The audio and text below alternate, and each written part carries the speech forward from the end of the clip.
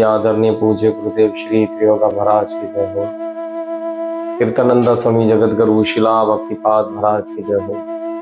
ऐसी भक्ति वेदांत स्वामी अभय चरण बिन शिला प्रभुपाद महाराज की जय हो। बतित पावन गौर सुंदर महाप्रभु की जय हो। राधा वृंदावन चंद्र बिहारी भगवान की जय हो। कृष्णदास कविराज गोस्वामी महाराज की जय हो। ओम अज्ञानतिर्मानदस्य ज्ञानाञ्जनशलाकया चक्षुरुन्मीलितं येन तस्मै श्रीगुरवे नमः।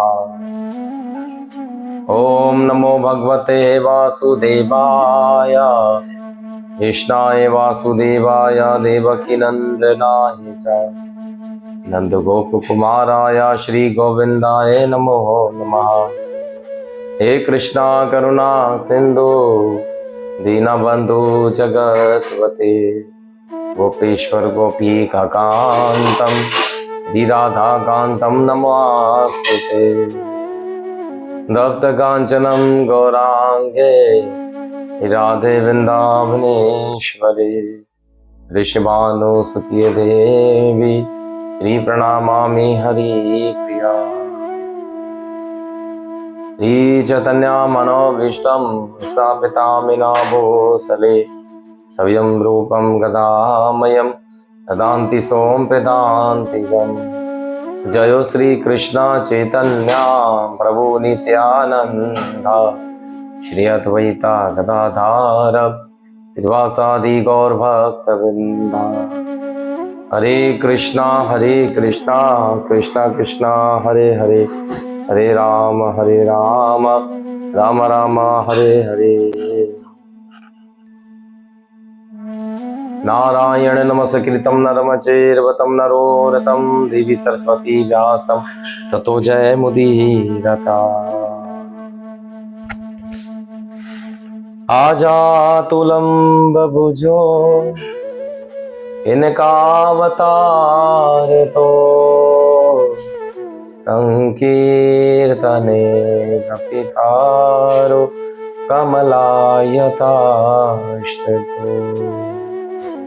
विशंबरो दुजपारो युगधरो पारो वंदे जगते प्रियकारो करुणावतार। वंदे आनंदय बभूतवायेश्वर्यं श्री चैतन्य महाप्रभु निभजति अभीति प्रसादे भक्ति शास्त्रे प्रियायते। जय जय श्री चैतन्य निताय जय नित्यानंदा जय अद्वैत चंद्र जय गौर भक्तवृंदा। श्री चैतन्य प्रसादने तत्सवरूपस्य विनिहेशार्यरणं बालो याति कृततातिशायसरं दृष्टतात्मवृजलीलाय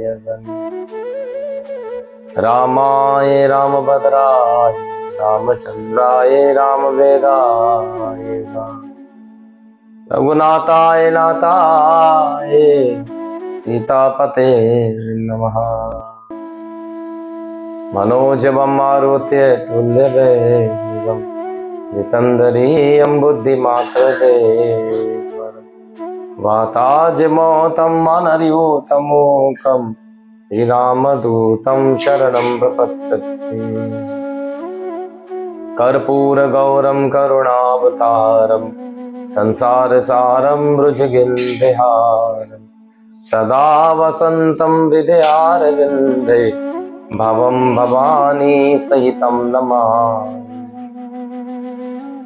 गौरीशंकर उमापति महादेव की जय हो। सियावर रामचंद्र की जय। पवन भूत हनुमान महाराज की जय। श्री गिरधर गोपाल लड्डू गोपाल की जय हो। सियापति रामचंद्र की जय। श्री चैतन्य चरितमृत की जय। कृष्णदास कविराज गोस्वामी महाराज की जय हो।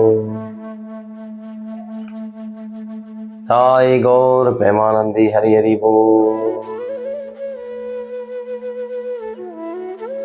हरे कृष्णा। श्री चैतन्य चरितमृत मध्य लीला भाग 5वां प्रारंभ करते हैं। आज शिष कृपा श्री भगवान कृष्ण की एकादशी के पावन दिवस पर हम सब लोग चैतन्य चरितमृत एक महान ग्रंथ को श्रवण कर रहे हैं, जहाँ पर हम सब लोगों को महाप्रभु जी अपनी भक्ति द्वारा किस प्रकार एक भक्त अपनी भक्ति में उन्नति कर सकता है, वे सब उपदेश हम सबको मिल रहे हैं। साथों साथ चैतन्य महाप्रभु जी की एक हम सब पर ये बड़ी करुणा है, इसीलिए चैतन्य महाप्रभु जी को करुणा वाले श्री चैतन्य महाप्रभु जी कहते हैं। कली पावन करुणा वाले कली पावन अवतार करुणा वाले श्री चैतन्य महाप्रभु हम सब पर ये कृपा कर रहे हैं। साथों साथ इस कथा को श्रवण करने जो हम सब पर दया कर रहे हैं, हमारे पूज्य गुरुदेव श्री त्रियोगा महाराज जी, जिनकी कृपा मात्र से हम सब इस कथा को श्रवण कर पाते हैं। हम शास्त्रों का सही ढंग से अध्ययन कर सकते हैं। साथों साथ इस कथा में आए सुनने बैठने वाले भक्त लोग अपने कीमती समय को निकाल कर यहाँ उपस्थित होते हैं। ऐसे महान वैष्णवों के श्री चरणों में हमारा हार्दिक कोटि कोटि नमन है।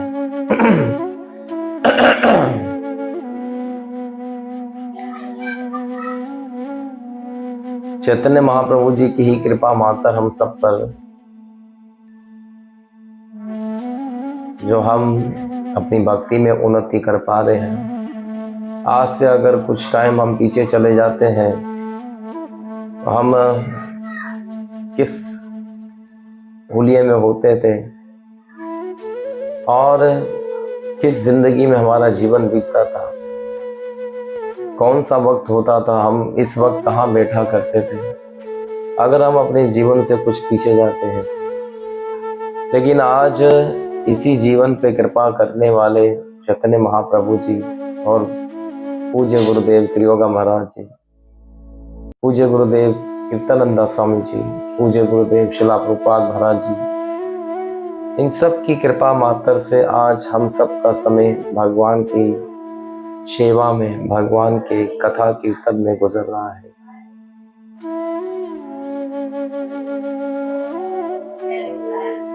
तुलसीदास गोस्वामी महाराज जी कहते हैं, तुलसी पर्व कथा तुलसी पर्व पाप कथा ना सुहाए। और स्वामी जी कहते हैं, तुलसी पर्व पाप कथा ना सुहाए। जिन लोगों के पाप कर्म पूर्व जन्म के अब तक बड़े होते हैं, वे लोग कभी भी भगवान की कथा को श्रवण नहीं करते हैं। वे लोग भक्ति में आने के बाद भी उनके जो पूर्वज जन्म के पाप है वो पीछे दौड़ लगाते हैं। वे कथा में आकर सो जाते हैं, जपामाला करते तो आंख लग जाती है।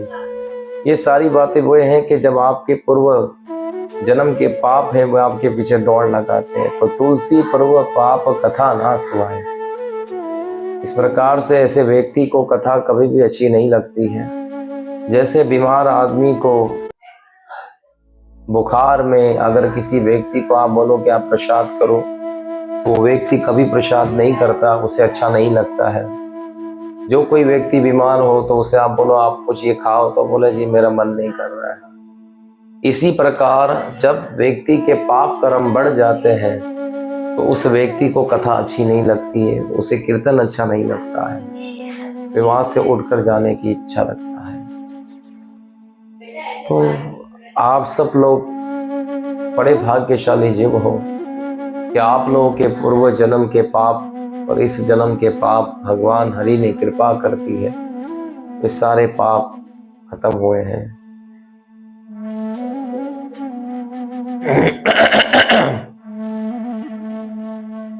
अगर भगवान कृष्ण की कृपा हम सब पे नहीं होती तो शायद हम लोग आज इस कथा में यहाँ नहीं हो पाते। अब हम सब पर जो कृपा करने वाले हैं, हमारी भक्ति में रोजाना हम कथा सुनते हैं तो ये भक्ति में उन्नति हो रही है। आप एकादशी व्रत रख पाते हो, आप मंगला आरती कर रहे हो, आप संध्या आरती कर रहे हो, आप 16 माला कर रहे हो, वैष्णवों का संग हो रहा है, कथा श्रवण कर रहे हो, आप दिन पे दिन भक्ति में उन्नति कर पा रहे हो और भक्ति में प्रगति हो पा रही है। आहिस्ता आहिस्ता आपका पूरा परिवार भगवान की भक्ति में लग गया है, तो इसका क्या प्रमाण है? हम सब लोगों को भगवान ये संकेत देते हैं कि मेरी कृपा आप लोगों पे हो गई है, अब आप अपने घर परिवार के साथ मिलकर मेरी भक्ति, मेरी सेवा करो। ये सारी बातें हम लोगों को भगवान बड़ी भांति समझाते हैं। ये संकेत है भगवान का। जब हमारा परिवार हमारे संग में लगकर सेवा करता है, भक्ति करता है, कृष्ण आपकी भक्ति को स्वीकार कर रहे हैं। कभी कभी किसी का परिवार बहुत प्रयास, बहुत परिश्रम करने के बावजूद भी वह परिवार भक्ति में नहीं लग पाता है। कभी कभी एक व्यक्ति भगवान के भक्त होता है तो पूरे परिवार को भक्त बना देता है, क्योंकि वो अकेला भगवान की इतनी अच्छी भक्ति करता है, इतनी अच्छी सेवा करता है कि भगवान उस पर इतने प्रसन्न हो जाते हैं कि उसके पूरे परिवार को भक्त बना देते हैं। ये सब कृष्ण कृपा है। चैतन्य महाप्रभु जी की इन कृपाओं को हम आगे लेकर चल रहे हैं कि आज पूरे परिवार में भगवान के नाम का कीर्तन हो रहा है, कथा हो रही है। ये सब गुरु महाराज जी और चैतन्य महाप्रभु जी की विशिष्ट कृपा है, राम जी की विशिष्ट कृपा है हम पर। आज के इस श्लोक में चैतन्य महाप्रभु जी की एक नई हम सब लोगों के लिए प्रेरणा है कि हम भक्ति में अपना आचरण कैसे रखें। कल के दिवस चैतन्य महाप्रभु जी ने हम सबको ये शिक्षा दी कि हमें आश्रित श्री कृष्ण के लिए होना चाहिए, हमें भरोसा श्री कृष्ण का होना चाहिए, हमें सुख और दुख में एक समान रहना चाहिए। कुछ मिल जाए तो थैंक यू कृष्णा, ना मिले तो कृष्ण इच्छा, और धन्यवाद श्री कृष्ण का करते रहना चाहिए। हर एक प्राणी पे दया की दृष्टि रखनी चाहिए, किसी के साथ द्वेष नहीं करना चाहिए, किसी के साथ भी आप मतभेद नहीं करें, किसी की निंदा नहीं करें। जब कोई व्यक्ति इस प्रकार से अपने जीवन को बिताता है, वो व्यक्ति भगवान के परम निकट आ जाता है। ये बहुत ज्यादा निकट आकर भगवान के बैठ जाता है। क्यों? क्योंकि ऐसा डिवोटी, चैतन्य महाप्रभु जी कहते हैं कि ऐसा भक्त मुझे अधिक प्रिय है जो किसी की निंदा नहीं करता हो, सबके लिए एक समान प्रेम भाव रखता हो। ऐसा भक्त मुझे बहुत पसंद है। आज चैतन्य महाप्रभु जी की कृपा मात्र से हम चैतन्य चरितमृत मध्य लीला भाग 5वें से अध्याय 23वें से हम आज श्रवण करेंगे कि महाप्रभु जी हम सबको क्या श्रवण कराते हैं। कृष्णदास कविराज गोस्वामी महाराज जी की विशेष कृपा रही हम सब लोगों के पर कि हमने इतना चैतन्य चरितमृत अब तक श्रवण कर लिया है।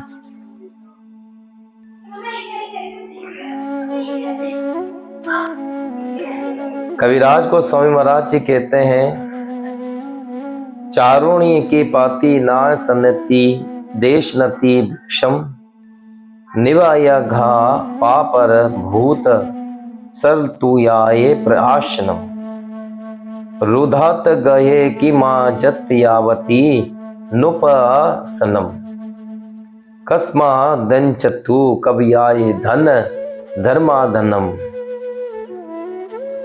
क्या आम रास्ते में चित्रों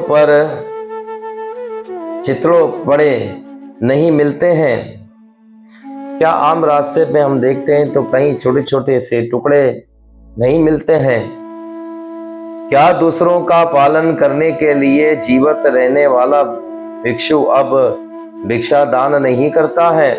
क्या दूसरों का पालन करने वाला व्यक्ति जो दूसरों को दीक्षा और धन इत्यादि सबका पालन करता था, तो क्या आज वो भिक्षा नहीं मांग रहा है? कभी कभी ऐसा भी वक्त आता है, दान देने वाले को भी दान की जरूरत पड़ जाती है। क्या नदियां सूख जाने के कारण अब प्यासे को जल नहीं देती है? क्या नदियां सूख जाने के बाद जो आदमी प्यासा होता है तो क्या उसे जल नहीं मिलता है? क्या पर्वत की गुफाएं अब बंद हो चुकी हो, अथवा क्या अजय भगवान पूर्ण शरणुओं की रक्षा करते हैं? भगवान अजय और अजित भगवान का एक अवतार है, वह है जो समुद्र मंथन के समय भगवान ने लिया था अपने बहुत सारे हाथों से, उस पर्वत को पकड़ा था, मेनाद पर्वत को। यहाँ कहते हैं कि भगवान अजित जो है सबकी सहायता करते हैं, तो क्या वो सहायता नहीं कर रहे हैं? क्या शरणागत में आए हुए लोगों की रक्षा नहीं कर रहे हैं? तो फिर भक्त जैसे विद्वान पुरुष इन लोगों की चुटकारिता करने क्यों जाएं? तो भगवान कृष्णदास कविराज गोस्वामी जी कहते हैं, नदियों में पानी भी सूख जाएगा, अगर आपके भाग्य में पानी पीना है तो भगवान पिलाएंगे, और नदियों में पानी भरा भी रहेगा, अगर आपके भाग्य में पानी नहीं तो कोई नहीं पिलाए। कृष्ण की इच्छा होगी तो कहीं पानी नहीं भी होगा तो भगवान आपको पानी पिला देंगे। अगर भगवान की शरणागत अगर आप जाओ तो क्या भगवान आपकी सहायता नहीं करेंगे? भगवान अवश्य आपकी सहायता करेंगे। तो यहाँ पर कविराज गोस्वामी जी कहते हैं कि चैतन्य महाप्रभु जी सनातन गोस्वामी महाराज जी को कहते हैं कि लोगों भक्त तो ऐसा होना चाहिए, तो वो तो आम लोगों की तरह क्यों ऐसा बर्ताव करता है कि किसी भी व्यक्ति की शरण में चला जाता कि जी मेरी सहायता करो। किसी की भी जाके चापलूसी करना कि जी ये मेरे लिए ये कर देगा वो कर देगा, भक्त के लिए चीजें शोभा नहीं देती। चैतन्य महाप्रभु जी कहते हैं भक्त को एक और एकमात्र कृष्ण पे आश्रित होना चाहिए। जो करेंगे भगवान भली करेंगे, जो करेंगे कृष्ण अच्छा ही करेंगे। आपका टोटल मन भगवान पे आश्रित होना चाहिए, भगवान आपकी हर तरफ से सहायता करेंगे। जो अपने कठिन परिश्रम से अजय किए हुए धन के कारण अंधा हो रहा हो, जो धन इकट्ठा कर लेता है और धन इकट्ठा करने के बाद अभिमान आ जाता है उसे, और वो बोलता है छोड़ो क्या भगवान की सेवा करनी है, क्या भगवान के चिंतन करना है, हम तो बस ठीक है, हम तो वेल सेट है, हमें कोई जरूरत नहीं इन चीजों की।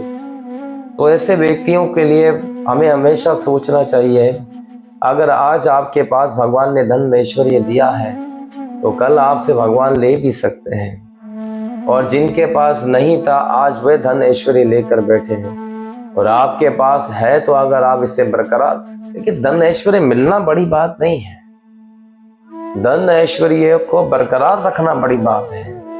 ये तो भगवान सबको दे ही देते हैं, एक ना एक दिन सबको मिलता ही है, लेकिन कोई इसे बरकरार रख सकता है? बरकरार रखने के लिए आपको हमेशा भगवान के नाम का चिंतन करना चाहिए, और उस धन को, उस ऐश्वर्य को भगवान के नाम में, भगवान की कथा में, भगवान की सेवा में खर्च करना चाहिए। तब दिन पे दिन वो बढ़ेगा, घटेगा नहीं। जब वे आप उसे अपने यूज में लेंगे तब वे ऐसा ऐसा ऐसा ऐसा ऐसा एक दिन हो जाएगा कि कुछ भी नहीं बचेगा।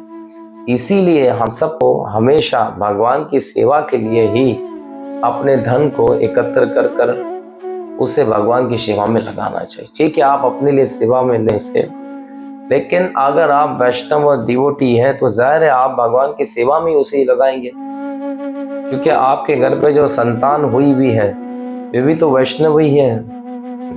अगर उस संतान का लालन पालन आप कर रहे हो तो भगवान के एक भगत का लालन पालन हो रहा है, तो भगवान आपसे कितने प्रसन्न होते हैं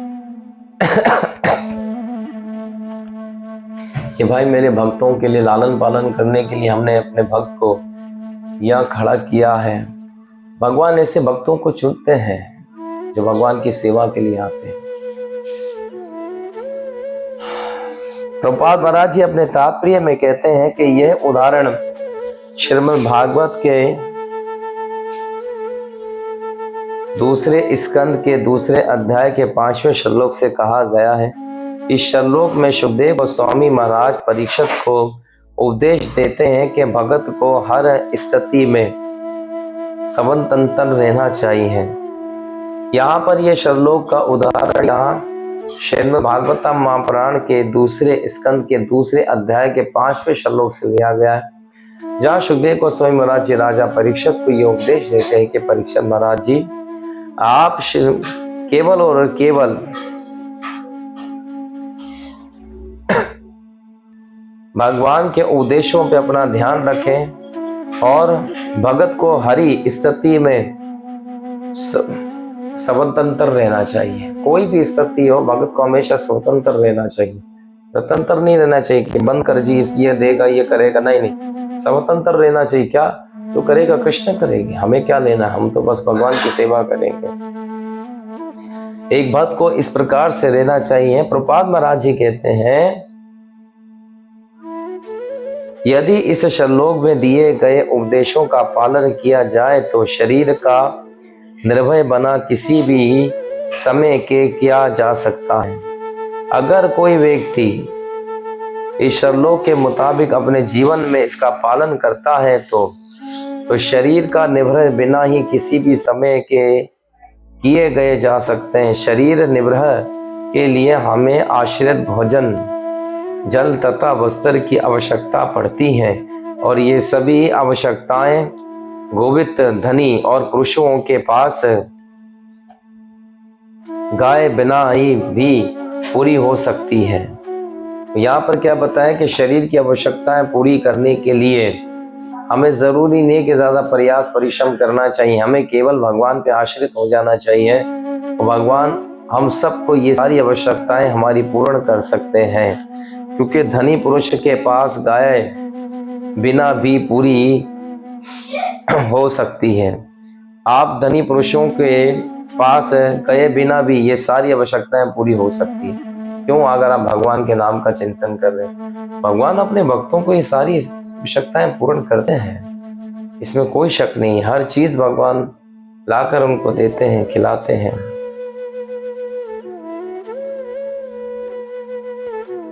हे मनुष्य, जाए तो सड़क पर फेंके गए पुराने वस्त्र एकत्र कर सकता है और वृक्षों को फल खा सकता है। मनुष्य चाहे तो सड़कों पे फेंके हुए कपड़े भी पहन सकता है और खाने के लिए दरख्तों पे जो फल लगा है उससे भी गुजारा करता है। नदियों का पानी पी कर रह सकता है और पर्वत की गुफाओं में निवास कर सकता है। मनुष्य नदियों का पानी भी पी सकता है और पर्वतों की गुफाओं में भी निवास कर सकता है। प्रकृति की व्यवस्था से पूर्ण पुरुषोत्तम भगवान की शरण में पूर्ण रूप से गए हुए भगत को आश्रित वस्त्र तथा भोजन प्राप्त हो सकता है। अगर कोई व्यक्ति भगवान की सेवा में लग जाता है, भगवान के नाम का चिंतन करता है, तो ऐसे व्यक्ति को भगवान खुद भोजन वस्त्र देने के लिए आते हैं। प्राचीन काल में हमने चरितमृत में एक कथा है, वो आगे आएगी, हम पढ़ेंगे उस कथा को भी। ऐसा बताया जाता है कि हीराबाई हरिदास ठाकुर महाराज जी की भक्ति का विध्वंस करने आई थी। राम खान नाम का एक राजा था, उसने हरिदास महाराज जी के विषय में जब देखा कि लोग उनको देख के भक्ति कर लेते हैं और लोग उनको देख के भक्त बन जाते हैं, उन्होंने देखा कि इसका विध्वंस करने के लिए कोई माया रचनी पड़ेगी। तो उस जगह पर मायापुर में, उस वक्त बंगाल में, हीरा नाम की एक वेश्या हुआ करती थी, एक नित्यांगा। उस नित्यांगना ने राजा से कहा कि राजा, ऐसे बड़े बड़े हरिदास मेरे चरणों में पड़े हैं, आज के बाद वो हरिदास नहीं कहलाएगा, आज के बाद वो हीराबाई का दास कहलाएगा। राजा ने कहा हीराबाई जाओ इसकी भक्ति का विध्वंस करो। हीराबाई गई, हरिदास ठाकुर महाराज जी के निकट जाके बैठ जाया करती थी और हरिदास ठाकुर महाराज जी से कहने लगी कि मेरे मन की ख्वाहिश है कि मैं तुम्हारा संग्रह करूं, मैं चाहती हूँ तो तुम मेरी इच्छा पूर्ण करो। तो हरिदास ठाकुर महाराज जी का प्रतिदिन नियम था, वे 22 घंटा जप किया करते थे। केवल 2 ही घंटा वे खाते थे, पीते थे और सोते थे। हरिदास ठाकुर महाराज जी ने कहा कि अभी ब्रह्म मुहूर्त आ गया है, चल रहा है, तो मुझे अपना जप पूरा करने दो, जो भी तुम्हारी आवश्यकता होगी मैं पूर्ण कर दूंगा। हीराबाई पहले दिन से लेकर रात्रि तक बैठी रही। हरिदास ठाकुर महाराज जी का जप चलता रहा, लेकिन उसे हीराबाई देखते देखते सुनते सुनते सो गई। बोले कल मैं फिर आऊंगी और कल तुमसे फिर अपना संग्रह करूंगी। हरिदास ठाकुर महाराज जी ने कहा ठीक है। वे कल आई दोबारा और हरिदास ठाकुर महाराज जी ने फिर अपना जप करना शुरू कर दिया। वे जप करते करते करते समय बीत गया। हीराबाई फिर उठकर चली गई। तीसरे दिन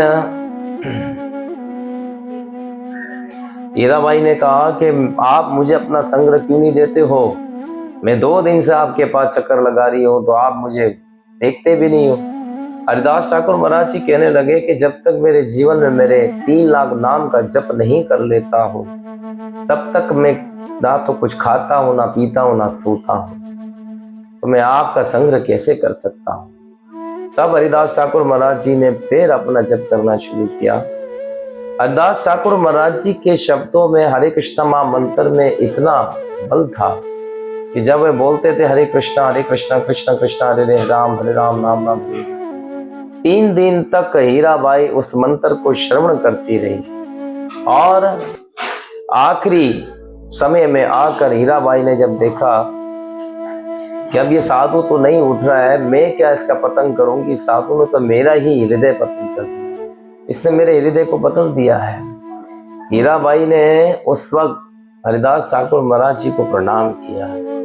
बोले मैं आई तो थी आपकी भक्ति को खराब करने के लिए, लेकिन आपके इस हरि नाम का जप करते करते आपको सुनते सुनते मैं खुद भगवान की भक्त बनना चाहती हूँ। अब मैंने अपने जीवन काल में बहुत पाप किए हरिदास महाराज जी, मैं उन पापों का कैसे प्रायश्चित कर सकती हूँ? तब हरिदास ठाकुर महाराज जी जिस जपा माला पे अपना जप करते थे, तब उस जपा माला को उस नित्यांगा को दे दिया। वे कहने लगी ये तो आपकी जपा। बोले तुम इस हाथ से जपो। बोले महाराज जी लेकिन जो मेरे पास धन ऐश्वर्य ये सब कुछ, बोले वे सब तुम भगवान के नाम पे दान कर दो। बोले फिर मैं अपने लालन पालन कैसे करूंगी?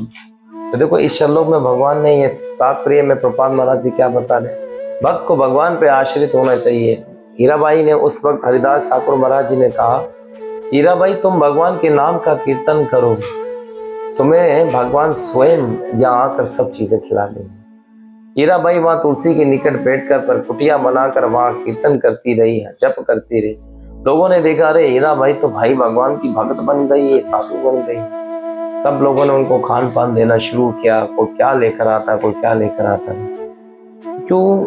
क्योंकि भक्त भगवान पे आश्रित होता है। भगवान अपने भक्त को हर चीज देते हैं। महाराज जी ये बात हम सबको समझा रहे हैं। अपने ही जीवन निर्वाह के लिए धन मद से चोर व्यक्ति की आवश्यकता नहीं पड़ती है। दूसरे शब्दों में भक्ति किसी भी अवस्था में संपन्न की जा सकती है। भक्ति किसी भी अवस्था में संपन्न कर सकते, चाहे बुढ़ापे में हो, चाहे आप जवान हो, चाहे आप बचपन में हो, किशोर अवस्था में हो, आप कर सकते हो आप भक्ति। इसके लिए जरूरी नहीं कि जी मैं बूढ़ा हो गया तो भक्ति नहीं कर सकता, जी अभी तो मैं जवान हूँ, अभी तो बहुत इंजॉय करना लाइफ का, तो मैं भक्ति तो आगे भक्ति कर भी नहीं सकूंगा अगर जवानी में भगवान के नाम का चिंतन नहीं किया। श्रीमद् भागवत के निम्नलिखित श्लोकों का कथन है कि साब्र पुंसा पर धर्म यतय भक्ता द्रक्षतु आहेतु क्रिया प्रयायता ययात्मा सुप्रासति। सारी मानवता का परम कर्तव्य धर्म वे है कि जिससे सारे मनुष्य दिव्य परमेश्वर की प्रेममय भक्ति प्राप्त कर सके। सर्वे पुंसा परो धर्म, सर्वे पुंसा परो धर्म अर्थात हर एक मनुष्य का धर्म यही है कि वे भगवान श्री कृष्ण की भक्ति करें, प्रेममय भक्ति की प्राप्ति कर सके। ऐसी भक्ति को निवृत्ता और अवरोध रहित होना चाहिए, जिससे पूर्ण आत्मा तुष्टि हो सके। ऐसी भक्ति कर सके कि आपकी आत्मा तुष्ट हो सके। क्यों? आपने भगवान के नाम का चिंतन अच्छी प्रकार से किया, अच्छे प्रकार से ढंगना और जाना है, तब आपको भगवान सारी चीजें आसानी से दे सकते हैं। ये श्लोक बतलाता है कि भक्ति किसी भी भौतिक देश द्वारा रोका नहीं जा सकता है। भक्ति किसी भी भौतिक देश में आप करें, वे रुक नहीं सकती। हर एक देश के अंदर भक्ति आप कर सकते हो। कैसे कर सकते हो?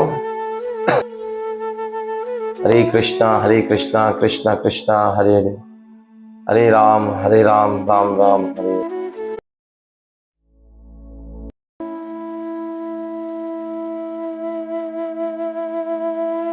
पाल महाराज जी हम सबको यही शिक्षा देते हैं, भक्ति अर्थात सर्वे पुंसा परो धर्म, मनुष्य का सबसे पहला धर्म भगवान की भक्ति करना है।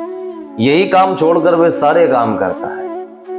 भगवान की भक्ति को छोड़कर सब काम करने के लिए उसके मन में लज्जित हो लुलाचा रहता है, जी ये भी कर लूं वो भी कर लूं, लेकिन भगवान की भक्ति नहीं करेगा। भगवान का भक्ति एक ऐसा होता है कि जो इस बात को समझ लेता है कि मेरे जीवन का परम लक्ष्य, परम धर्म क्या है? भगवान की सेवा और भक्ति करना। प्रभुपाद महाराज जी कहते हैं, कविराज गोस्वामी महाराज ने आगे कहा इस श्लोक में, हरि वयस्य कलिय कई चो गौलोके नित्य स्थिति इंद्र असी कार्यालय इब श्री कृष्ण स्तुति।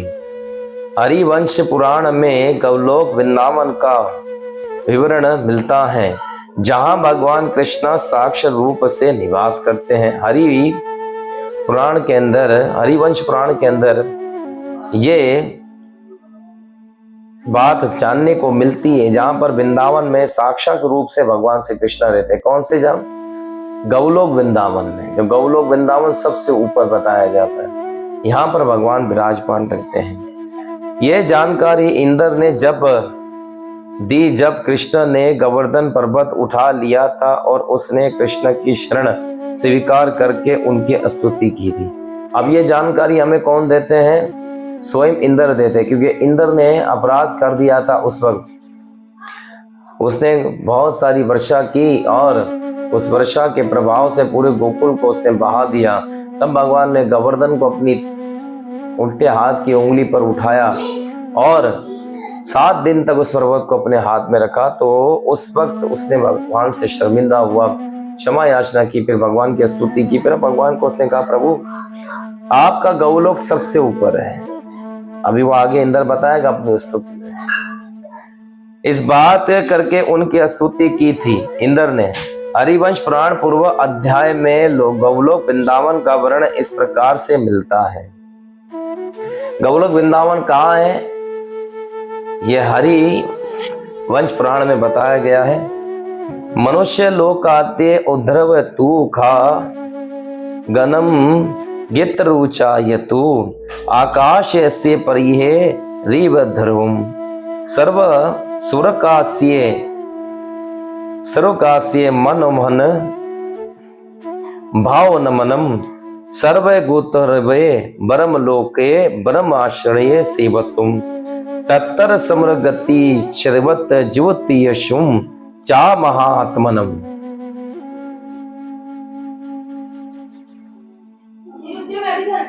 कहते हैं,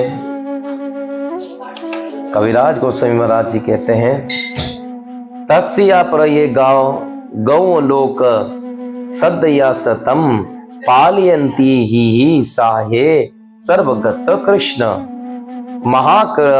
महाकाश गतु महान उपयुपारी तत्र ही गति सप्त तपयायमी।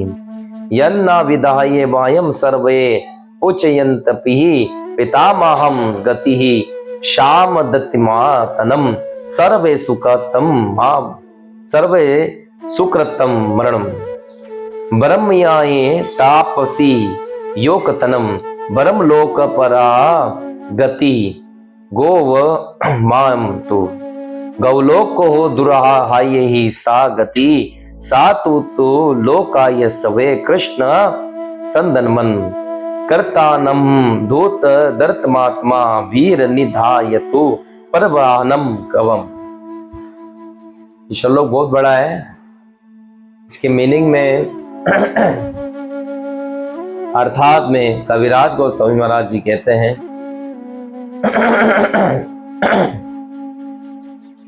हरि वैष्णव पुराण में गौलोक के विषय में बताया गया है। जब कृष्णा ने गोवर्धन पर्वत उठा लिया तब सुरक का राजा इंद्र इनकी शरण में आ गया और उसने बतलाया कि जिस लोक में मनुष्य निवास करते हैं उसके ऊपर तो आकाश है जिसमें पक्षी उड़ते हैं, आकाश के ऊपर सूर्य तथा अन्य लोक हैं।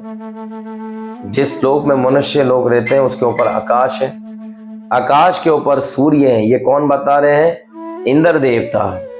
आकाश के ऊपर सूर्य हैं जिनमें आध्यात्मिक ज्ञान में उत्पन्न लोग रहते हैं, जिसमें आध्यात्मिक ज्ञान उत्पन्न लोग रहते हैं। ब्रह्म लोक तक के लोक भौतिक जगत और देव धाम के भोग हैं। ब्रह्म लोक के जो लोक है वे भौतिक जगत और देव धाम के भोगी हैं। अच्छे कर्म करेंगे तो वहां तक लोग पहुंच सकते हैं, उसका भोग कर सकते हैं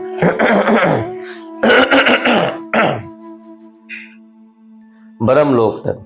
चूंकि भौतिक जगत देवी दुर्गा के अधीन है, क्योंकि भौतिक जगत देवी दुर्गा के अधीन, हमने पिछले श्लोक में पढ़ा था, देवी दुर्गा ही इस भौतिक जगत को चलाने वाली है।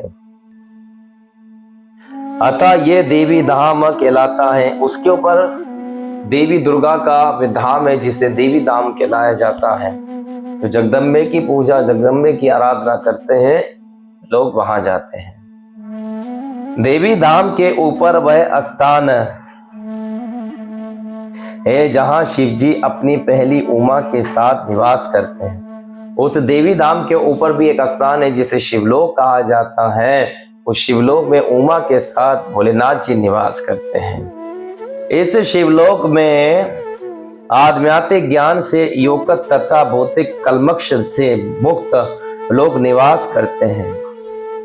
इस शिवलोक में भौतिक जगत से रहित जो लोग होते हैं वहां निवास करते हैं। इस लोक में अलग आध्यात्मिक जगत है। इस लोक में एक अलग आध्यात्मिक जगत है जिसमें वैकुंठ लोक स्थित है।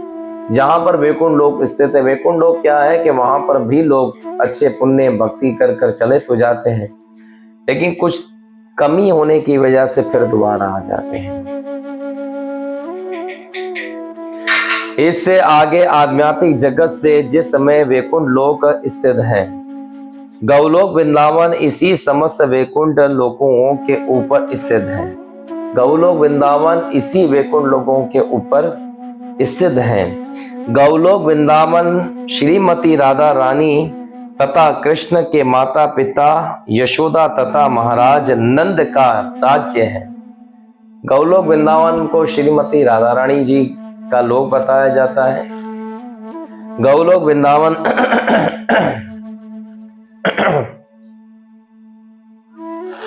राधा रानी जी को अधिक प्रिय है, जहां पर राज्य करने के लिए यशोदा रानी और नंद महाराज जी वहां के राजा हैं। भगवान तो खाली वहां अपनी रास लीला, अपनी लीलाएं करते हैं। कृष्ण के माता पिता यशोदा महाराज नंद जी राज्य है। इसी तरह अनेक ग्रह मंडल हुए हैं, इनकी सबकी श्रेष्ठ भगवान द्वारा ही हुई है, ब्रह्म संहिता में कहा गया है। इसके अलावा और भी बहुत सारे ब्रह्मांड हैं जिसके विषय में ब्रह्मा जी ने कहा है कि ये सारे ब्रह्मांड स्वयं भगवान कृष्ण ने ही प्रकट हुए हैं। इसकी पुष्टि ब्रह्म संहिता में कही गई है, ब्रह्मा जी करते हैं। भगवान की स्तुति करते हुए कहते हैं, गौलोक निमंत निजंदानम तले चातस्य देवी महाशरये दाम सूतशु तत् तत् ब्रवा निचाये व्यातस्य यने गोविंद मादिम पुरुषम तमहम भजामि। गौलोक वृंदावन के नीचे देवी धाम, महेश्वर धाम तथा हरि धाम नामिक लोक है। वे विभिन्न प्रकार से ऐश्वर्य युक्त है। गौलोक वृंदावन के नीचे देवी धाम और शिवजी का शिवलोक है। यह पर बहुत सारा ऐश्वर्य है। ये पूर्ण पुरुषोत्तम भगवान आदि पुरुष गोविंद से ही निमित्त में है। ये वो लोग वहां पर जाते हैं जो लोग बहुत अच्छी भक्ति तो कर लेते हैं लेकिन भक्ति पूर्ण नहीं कर पाते हैं, तो ऐसे लोगों को वहां भेजा जाता है। फिर वे दोबारा इस भौतिक जगत में आते हैं और फिर भगवान की भक्ति दोबारा से वहीं से प्रारंभ करते हैं। उनको ज्यादा प्रयास परिश्रम भक्ति में और करना नहीं पड़ता है। वहीं से फिर दोबारा किसी ब्राह्मण के घर पे जन्म जाते हैं तो जन्म से ही वे अच्छे भगत बन जाते हैं। तो इस प्रकार से भगवान श्री कृष्ण कहते हैं कि कोई भी व्यक्ति अपने जीवन काल के अंदर अगर कोई व्यक्ति अगर आगे बढ़ना चाहता है तो उसे अपनी भक्ति पूर्ण करनी चाहिए। क्या करनी चाहिए? पूर्ण। और जो कोई व्यक्ति अपनी भक्ति पूर्ण कर लेता है ऐसा व्यक्ति गौलोक वृंदावन तक पहुंच जाता है। इस तरह गौलोक वृंदावन धाम वैकुंठ लोकों के ऊपर स्थित हैं। गौलोक वृंदावन धाम की तुलना में वैकुंठ लोक वाले आध्यात्मिक आकाश अत्यंत ही छोटे हैं। गौलोक वृंदावन में धाम तुलना में वैकुंठ लोक वाले आध्यात्मिक आकाश अत्यंत ही छोटे हैं। गौलोक के तुलना में वैकुंठ लोक में जो आकाश है जो वो उससे थोड़ा छोटा है। क्यों है? क्योंकि भगवान का धाम चिन्मय है, भगवान का शरीर चिन्मय है, तो भगवान का धाम जो है ना वो अद्भुत है, वो सबसे बड़ा है। देखिए आप अक्सर देखें कि कोई व्यक्ति बड़ा सा अगर कोई घर बनाता है तो सबसे बड़ा कमरा उसी का ही होता है। क्यों? क्योंकि वो उस घर का वरिष्ठ होता है। गौलोक वृंदावन धाम द्वारा घरे हुए स्थान महाकाक्षी कहलाते हैं। गौलोक वृंदावन का जो धाम है उसमें जो स्थान बने हुए हैं उसे महाकाक्ष कहते हैं। इंद्र ने कहा कि हमने ब्रह्मा जी से आपके सनातन लोक के बारे में पूछा किंतु हमें उसे समझ नहीं पाए। प्रभु हमने ब्रह्मा जी से पूछा था जब आपने चतुर भागवत उनको सुनाई थी। उस वक्त हमने ब्रह्मा जी से पूछा था कि ब्रह्मा जी भगवान का गौलोक कैसा है, क्योंकि आपके ऊपर तो भगवान का ही गौलोक है। तब वो केस जब उन्होंने बताया तो हमारी समझ नहीं आई। इंद्र क्या कह रहा है? तब मेरी समझ नहीं आई। वे संकाम कर्म जिन्होंने अपने ही पूर्ण कर्मों द्वारा अपनी इंद्रियों तथा मन को वश में कर रखा है और स्वर्गलोक को जो जा सकते हैं, जो शुद्ध भगत सदैव भगवान नारायण की सेवा में लगा रहता है वे वैकुंठ लोकों को प्राप्त करता है। किंतु कृष्ण आपके गौलोक वृंदावन धाम को प्राप्त कर सकना अत्यंत ही कठिन है। कोई व्यक्ति अगर भगवान की भक्ति करता है, नारायण की, विष्णु की, तो वह व्यक्ति वहां से क्या करता है कि प्रयास परिश्रम करने में भी अगर कोई त्रुटि हो जाती है तो केवल वैकुंठ लोक तक रहता है। वैकुंठ लोक के ऊपर प्रभु आपके गौलोक तक नहीं पहुंच सकता। ये कौन कह रहा है? इंद्र।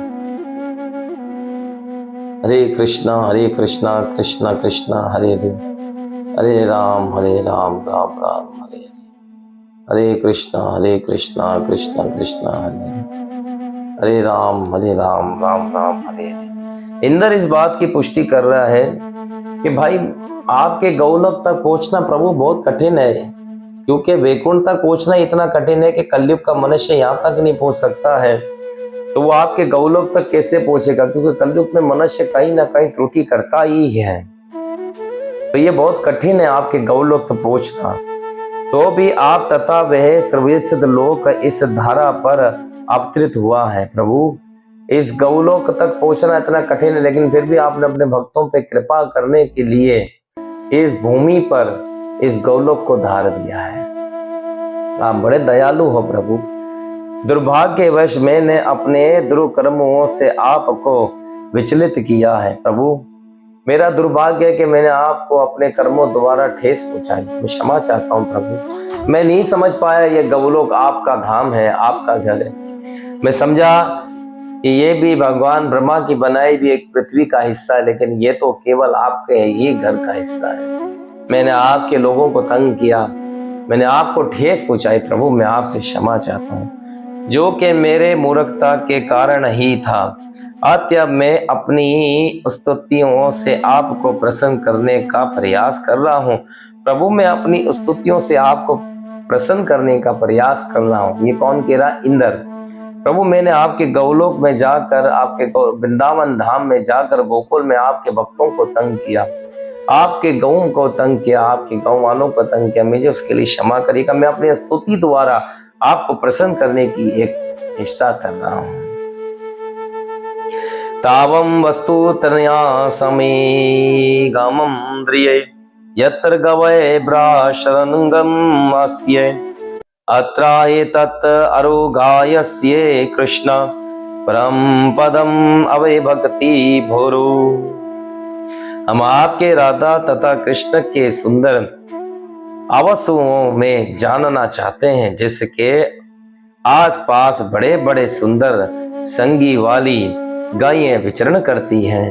हे उराग्य अत्यंत प्रकाशित कृष्ण, इससे सब प्रकार आनंद की वर्षा करने वाले आपको परम धाम इस पृथ्वी पर परलोक से प्रकाशमान है। प्रभु मैं आपके गौलोक में अब विचरण करना चाहता हूँ, जिसमें बड़ी बड़ी सींगों वाली गौ चलती हैं। आप पुकारते हुए भागती हुई आती है प्रभु। मैं अब इसका दर्शन करना चाहता हूँ। आप यहाँ विराजमान रहते हैं, क्योंकि आपने अपने गौलोक जैसा ही वृंदावन को बनाया है। ऐसा ब्रह्मा जी भी कहते हैं ब्रह्म संहिता में। देखिए ये बात हम सब लोगों के जीवन में आती है। क्यों आती है? हम सब लोगों को ये बात ध्यान में रखनी चाहिए कि गौलोक वृंदावन में जो कुछ है, जो कुछ भगवान वहां लीला करते हैं, ऐसे टिस राधा रानी जी के कहने के लिए जैसे उन्होंने कहा, तब भगवान ने इस पृथ्वी के ऊपर वृंदावन को विराजमान किया। यही यमुना वहां पे भी बहती है, यही गोवर्धन वहां पर भी है, तो भगवान ने उसको एज ए टिस वहां उतारा है। तो ये गौलोक वृंदावन कोई मामूली नहीं है। इसी गौलोक वृंदावन में हमारे बहुत अच्छे अच्छे भगवानों का अवतार हुआ। हमारे भगवान के अक्षर विग्रह इसी वृंदावन धाम में विराजमान है आज भी। जैसे 7 ठाकुर के विषय में बताया जाता है, तो वे कहाँ है? ये वृंदावन धाम में ही तो है। हमारे 7 ठाकुर वृंदावन धाम में विराजमान रहते हैं। तो सर्वप्रथम वृंदावन धाम में ये ठाकुर कहाँ से आए, किस प्रकार से आए? भगवान के अक्षर विग्रह राधा गोविंद देव जी, राधा मदन मोहन जी, राधा बांके बिहारी जी, गोपीनाथ जी और राधा रमन भगवान जी, ये सब कहाँ से आए? युगल किशोर जी, गोपीनाथ जी, ये सब कहाँ से आए? ये सब वृंदावन में ही विराजमान थे। और आज भी कुछ हमारे ठाकुर जी राजस्थान में, जैसे गोविंद देव जी हैं, युगल किशोर जी हैं, गोपीनाथ जी हैं और मदन मोहन जी हैं। तो ये 4 ठाकुर तो हमारे वृंदावन में ही अपना आज राजस्थान में विराजमान है। ये क्योंकि कुछ मुगलों के शासन में ये सब कुछ हुआ था। वैसे तो ये सारे भगवान के जो 7 अक्षर विग्रह है, ये सब वृंदावन में ही विराजमान थे। तो कुछ काल में जब कुछ परिवर्तन हुआ और सनातन धर्म के ऊपर बहुत ज्यादा आक्रमण हुआ, तब भगवान को वहां से निकाल कर राजस्थान में लेकर आना पड़ा। जैसे हमारे गोविंद देव भगवान जो राजस्थान में जयपुर में विराजमान है, हमने उनका दर्शन भी किया है और बड़े सुंदर भगवान है भगवान गोविंद देव जी। ये 7 ठाकुर वृंदावन में विराजमान थे। पद्मनाभ जी ने इन सातों ठाकुरों के जिसमें से सर्वप्रथम गोविंद देव जी, गोपीनाथ जी और मदन मोहन जी, ये पद्मनाभ जी जो भगवान के पोते थे, जब भगवान इस जराधाम से चले गए थे तब उन्होंने अपनी दादी रुक्मणी से पूछा था कि मैया, दादी माँ, हमारे दादाजी कैसे दिखते हैं। तब उन्होंने, ऐसे आचार्य बताते हैं, एक शिला मंगवाई, जिस शिला के ऊपर कंस देवकी माता के 6 बच्चों को पटक पटक के मारा था, उसी शिला के ऊपर भगवान का इस सच्चर विग्रह को बनवाया।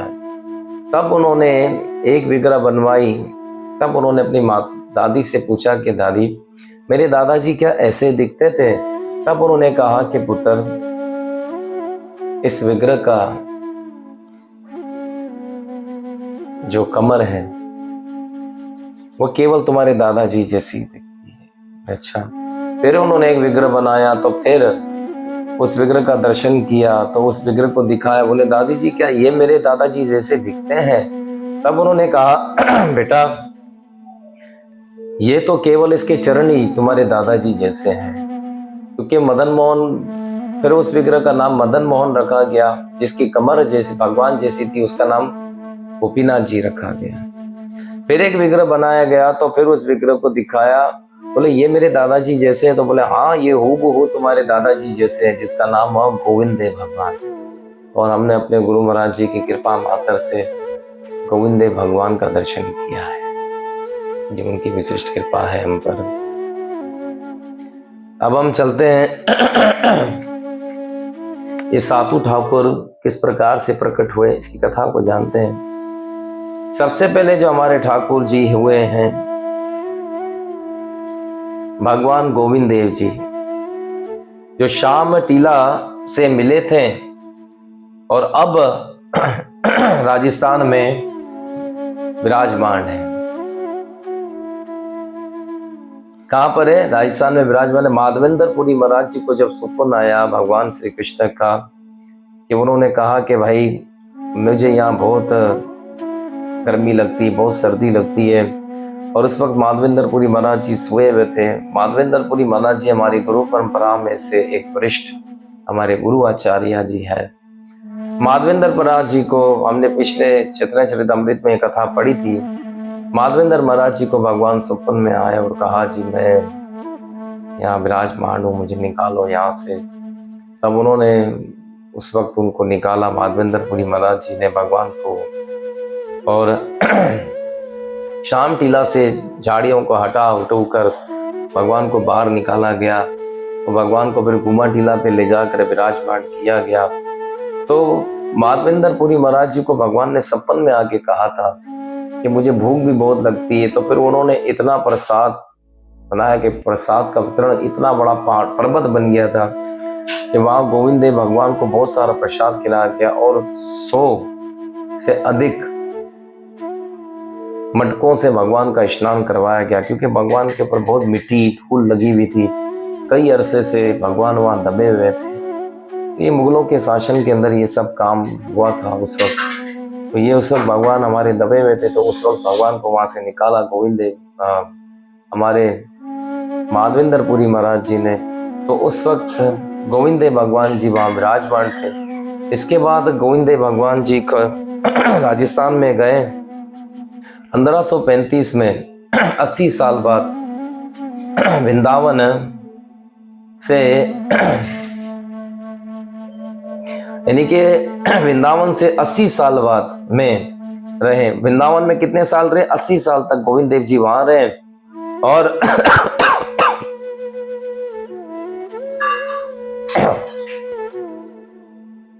उस वक्त रघुवत भट्ट गोस्वामी महाराज जी ने उस सेवा को संभाला। माधवेंद्रपुरी महाराज जी के बाद रघुनाथ स्वामी महाराज जी ने इस सेवा को संभाला, और वे राजस्थान में जाकर भगवान की सेवा करने लगे। गोविंद देव भगवान बड़े सुंदर है, हमने दर्शन किया है। वो हमारे मारवाड़ियों के भगवान है। हम तो जब भी उनका, कभी फेसबुक पे कभी उनका दर्शन आता है या कभी यूट्यूब पे उनका दर्शन आता है, हम बोलते हैं हमारा मारवाड़ी भगवान है। क्यों? क्योंकि हमारे मारवाड़ी भगवान के पैरों में वो छड़े लगे हुए हैं, छड़े पहने हुए, हाथ में खड़े हैं, और उनको सजाते भी ऐसा ही है, बिल्कुल मारवाड़ी स्टाइल से सजाया जाता है। हम जब भी हमने फर्स्ट टाइम जब गोविंद देव जी को दर्शन किया तो हमने बोला भाई ये तो हमारे मारवाड़ी भगवान है। तो भाई हमारे मारवाड़ के भगवान हम कह सकते हैं। तो गोविंद देव भगवान वहाँ विराजमान हुए हैं। इस प्रकार से गोविंद देव भगवान के अक्षर वगैरह आप लोग को मैंने विस्तार से कथा सुनाई थी कि किस प्रकार इस टीला से भगवान को निकाला गया था। बहुत सारे लोगों को लेकर माधवेंद्रपुरी महाराज जी गए और खूब खुदाई की, तो ढूंढते ढूंढते देखा जी यहाँ तो नहीं मिले। तब उन्होंने भगवान से प्रार्थना करी, प्रभु आपने जो मुझे महादर्शन दिखाया तो मैं तो वहीं हूँ। तब उन्होंने खुद हाथ में कुल्हाड़ लेकर खोदने शुरू किया, और जैसे ही खोदने शुरू किया तब उनको गोविंद देव भगवान का विग्रह मट्टी में कांटों में फंसे हुए भगवान मिले। तब उन्होंने भगवान के विग्रह को उठाया तो गले से लगा ले कि भगवान आप यहाँ विराजमान है। तब माधवेंद्रपुरी महाराज जी, देखो ये वही भगवान है जो भगवान के पोते जो भगवान के पोते थे पद्मनाभ जी, उन्होंने इस भगवान का अक्षर विग्रह बनवाया था। बोले ठीक है। तो उस वक्त ऐसी लीला हुई, और उस लीला को आज भी सब लोग याद रखते हैं, और आज भी ये भगवान विराजमान है। तो पहले भगवान हुए गोविंद देव भगवान, उसके बाद जो दूसरे मदन मोहन भगवान जी हैं, ये भी हमारे पूर्वज आचार्यों को ही मिले हैं। देखिए माधवेंद्रपुरी महाराज जी भी हमारे आचार्य है। उसके बाद फिर मदन मोहन किनको मिले? मदन मोहन भगवान जी हमारे सनातन गोस्वामी महाराज जी को मिले थे। वे सनातन गोस्वामी महाराज जी उनकी सेवा करते थे। मदन मोहन जी का काली देवी अरे ध्रुवत टीले से मिले अब करीला और करुला ही, अरे मथुरा के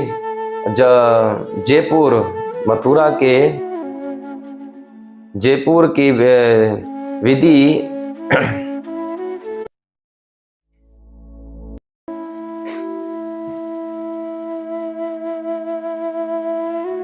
चतुर्वती, मथुरा में एक महाराज जी रहते थे जो चतुर्विधि जी थे।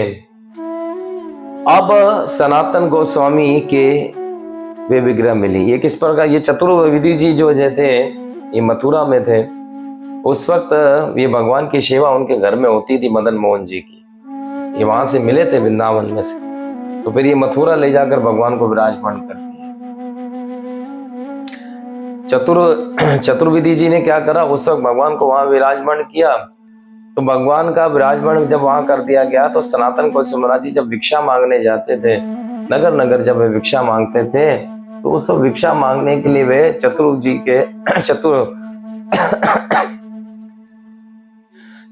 जी के यहाँ पर चले गए। तब उन्होंने देखा कि भाई बहुत सुंदर भगवान है। तब उन्होंने बोला भिक्षाम दे। तब उन्होंने उनको भिक्षा दी। बोले वो हमको ये भिक्षा नहीं चाहिए। बोले क्या चाहिए? बोले हमको भगवान का दर्शन करना है, आपके भगवान का। तो सनातन गोस्वामी महाराज जी रोजाना वहां जा जाके दर्शन किया करते थे। तो एक दिन सनातन गोस्वामी महाराज जी का मन भगवान में बहुत लगा। देखो भगवान के अक्षर विग्रह ऐसी होती है कि अगर आप भगवान को याद करो ना तो भगवान ऑटोमेटिक आपके घर पर आ जाते हैं। सनातन गोस्वामी महाराज जी मन ही मन कहते थे कि प्रभु मैं आपकी सेवा करना चाहता हूँ। तो यहाँ पर भगवान ने उनको सपन में आके कहा कि सनातन तुम जाओ चतुर्विधि जी के पास और वहां जाकर उनसे कह देना कि ये विग्रह आप मुझे दे दीजिए, मैं इसकी सेवा करना चाहता हूँ। तब उन्होंने कहा ठीक है।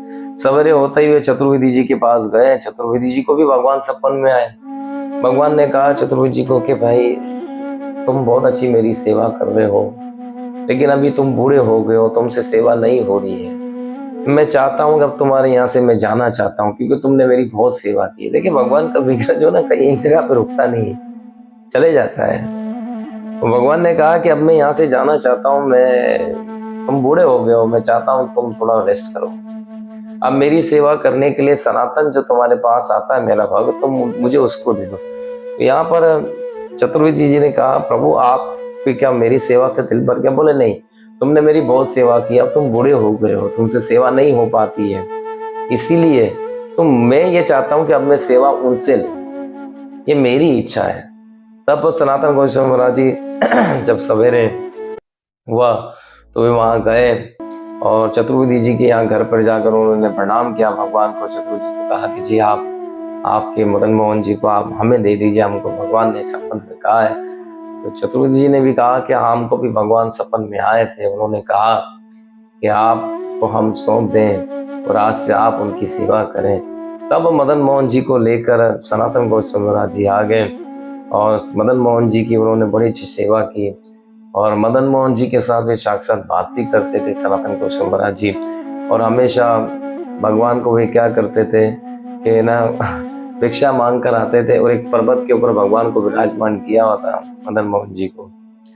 तो भिक्षा मांग कर आते थे, तो वहाँ सूखा आटा मिलता था, तो सूखा आटे को पानी में भिगो कर एक पोटला बनाते थे, एक आटे का एक बाटी बनाते थे और उसको आग में फेंक दिया करते थे। फिर उसको पका के तोड़ तोड़ कर जो ना भगवान के आगे रखते थे। तो सनातन गोस्वामी महाराज जी बड़े आश्चर्यजनक हो गए। सनातन गोस्वामी महाराज जी ने कहा, भाई सनातन, रोजाना तुम जो ना मुझे ये खिलाते रहते हो, तो कभी कुछ अलग भी खिला दो। सनातन गोस्वामी महाराज जी कहने लगे, भगवान वाह, अभी आपकी भक्ति करूं कि आपके लिए अच्छा सा भोजन बनाने के लिए कहीं भिक्षा मांगने जाऊं? आपका क्या समस्या बारे में आपकी भक्ति करूं? ये देखो, भगवान के और भक्त के बीच में बहुत प्रेम होता है। भगवान के भक्त भगवान से झगड़ा भी करते हैं और वो भगवान बोले, भगवान अभी क्या मैं आपके लिए वहां जाऊं, भिक्षा मांगू कि आपकी भक्ति करूं? पहले तो आपने मुझे सेवा में लगा दिया है, ये सेवा कम कर रहा हूं मैं। जो आप मुझे कह रहे हैं कि जी इसके साथ कुछ और भी आपको खाना है ना, तो आप खुद इसका प्रबंध कर लो, मैं तो यही बनाऊंगा, मुझे जो भिक्षा मिलती मैं आपको वही खिलाऊंगा। सनातन गोस्वामी महाराज जी ने, अच्छा ठीक है वही खिला दो। सनातन गोस्वामी महाराज जी को भगवान मदन मोहन जी ने बोला, ठीक है भाई खिला दो। फिर अगले दिन भगवान ने कहा, सनातन तुम्हें बाटी तो खिलाते हो, कम से कम नमक तो था। बोले वाह भगवान, अब क्या नमक लेने भी जाऊं? आपकी सेवा कर रहा हूं, क्या कम है? तो आप मुझे नमक लेने भी भेज रहे हो? बोले सनातन ये बहुत फीका फीका लगता है मुझे। बोले कोई बात नहीं, फीका लगता है तो हम भी तो खाते हैं ना, हम आपकी भक्ति नहीं करते क्या? आपकी भक्ति आपकी सेवा छोड़ के अब ये काम भी करने शुरू कर दूं मैं? है आपको इसका प्रबंध खुद कर लो, मेरे पास नहीं, मेरे पास खाना है तो यही मिलेगा। अब भगवान ने कहा, अच्छा ठीक है सनातन तुम यही खिला दो। अब उस टीले के पास एक बहुत बड़ा समुन्द्र था। उस समुन्द्र में एक नाव बहती हुई आ रही थी। एक बड़ा धनी व्यक्ति, व्यापारी था, राजा था। अब देखा कि मेरी नाव समुन्द्र में फंस गई और अब इसको कैसे निकाला जाए, ये नहीं निकलेगा, मेरा बहुत बहुत ज्यादा सामान इसमें, मेरी बहुत सारी पैसा इसमें लगा हुआ है, लाखों का सामान आ रहा है मेरा। अब वहां पे पास में जाते हुए एक आदमी को पूछा, बोले मेरी नाव कौन बचा सकता? बोले तुम्हारी नाव एक ही आदमी, बोले टीले पे चढ़ जाओ। बोले कौन है यहाँ पे? बोले यहाँ सनातन गोस्वामी महाराज जी बैठे हैं, उनकी भगवान बहुत सुनते हैं, आप उनसे जाके प्रार्थना करो, आपकी नाव छूट जाएगी। बोले अच्छा मैं जाऊंगा तो मेरी बात मानेंगे? बोले हाँ जरूर मानेंगे। वो गए फिर वहां ऊपर।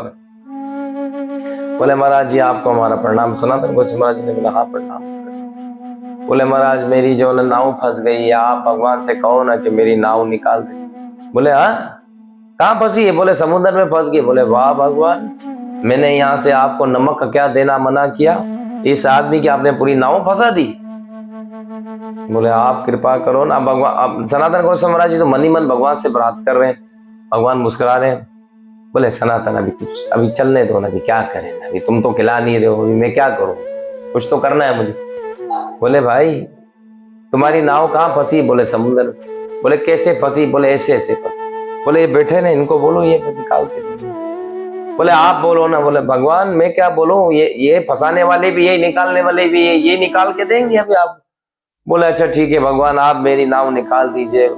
भगवान मुस्कुराए, भगवान ने वो नाव निकाल दी और नाव किनारे आ गई ऑटोमेटिक खुद ही। और वहां पे सारी चीजें बाहर निकाली उसने और तुरंत वो राजा दोबारा गया, वो व्यापारी सनातन गोस्वामी महाराज जी को प्रणाम किया। बोले महाराज आपकी कृपा मात्र से, आपकी प्रार्थना से मेरा इतना बड़ा कारोबार बच गया, नहीं तो मैं तबाह हो जाता था। लेकिन देखे आज से भगवान को खिलाने की व्यवस्था हमारी।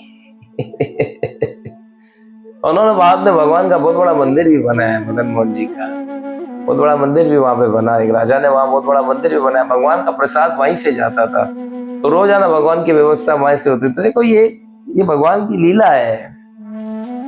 भगवान अगर कहीं विराजमान हो जाते ना तो भगवान अपनी व्यवस्था खुद बना लेते। फलाने के घर से प्रसाद आएगा पता ही नहीं पड़ रहा है, कहाँ से आज ये फलाने ने भेजा, अरे यार भगवान के पास वो तो जानता भी नहीं यहाँ कैसे प्रसाद आ गया। भगवान अपनी व्यवस्था बना लेते हैं। तो हमारे दूसरे बड़े सुंदर भगवान हुए मदन मोहन जी, जिनकी सेवा सनातन गोस्वामी महाराज जी कर रहे हैं, जिन्होंने की थी। मदन मोहन जी 1533 में सनातन गोस्वामी जी के ये मिले थे। मदन मोहन जी 1533 में सनातन गोस्वामी महाराज जी को ये मिले थे। ये बहुत बड़ी बात है, हमारे गोस्वामियों को ये भगवान मिले थे। आज हम उसी संप्रदाय में हम भगवान की भक्ति कर रहे हैं, सेवा कर रहे हैं। और अगले 5 और हमारे ठाकुर जी है। समय बहुत हो चुका है, अब कल हमारे 5 और ठाकुर जी के विषय में हम पढ़ेंगे। तो उन्होंने किस किस प्रकार से अपनी लीलाएं करी और किस प्रकार से ये सब हुआ, इसके बारे में हम कल जानेंगे। आज के लिए इतना ही बहुत है। चैतन्य महाप्रभु जी की प्रेरणा द्वारा हम सब लोगों ने जो गौलोक वृंदावन के विषय में जाना, कविराज गोस्वामी महाराज जी और कृष्णदास कविराज गोस्वामी महाराज जी ने, प्रभुपाद महाराज जी ने जो हमको समझाया भक्ति में किस प्रकार से हमें रहना चाहिए और भगवान से अक्षर विग्रह में किस प्रकार से प्रेम करना चाहिए, वे सब बातें हम सब महाप्रभु जी सुनाते हैं, समझाते हैं। आशा करता हूँ आप लोगों की भक्ति और बढ़े, गुरु महाराज जी का आशीर्वाद आप लोगों को मिले, कथा में आपका मन लगे और आप लोग हमेशा भगवान की कथाओं से, कीर्तन से जुड़े रहे, वैष्णव से जुड़े रहे, हमेशा भगवान की भक्ति और अच्छे ढंग से करते रहे। आज के सत्र में इतना ही। कल फिर मिलेंगे एक नई कथा के साथ, जहां भगवान हम सबको एक नई प्रेरणा देंगे। कल फिर से हम ज्वाइन करेंगे इस कथा को। आप सबका बहुत बहुत धन्यवाद। आप लोगों की कीमती समय के लिए आप लोगों ने, आज एकादशी का दिन है तो आज आप लोग यहाँ आए हैं। आज हमारी भी तबीयत ठीक नहीं है तो व्यास आसन पे गुरु महाराज जी ने कृपा की कि हम कथा कर पाए। धन्यवाद आप सब लोगों का। कल फिर मिलते हैं। किसी का कोई प्रश्न है तो पूछ सकते हैं। हरे कृष्णा कृष्ण कृष्णा हरे हरे, हरे राम राम राम हरे हरे। योगधर्म हरिनाम संग कीर्तन की जय हो। आदरणीय पूज्य गुरुदेव श्री त्रियोगा महाराज की जय हो। कीर्तनंदा स्वामी जगत गुरु शिला भक्तिपाद की जय हो। ऐसी भक्ति वेदांत स्वामी अभय चरण बिन शिला प्रभुपाद महाराज की जय हो। पतित पावन गौर सुंदर महाप्रभु की जय हो। श्री राधा वृंदावन चंद्र बिहारी भगवान की जय। श्री गदर गोपाल लड्डू गोपाल की जय हो। श्री चैतन्य चरितमृत की जय। कृष्णदास कविराज गोस्वामी महाराज की।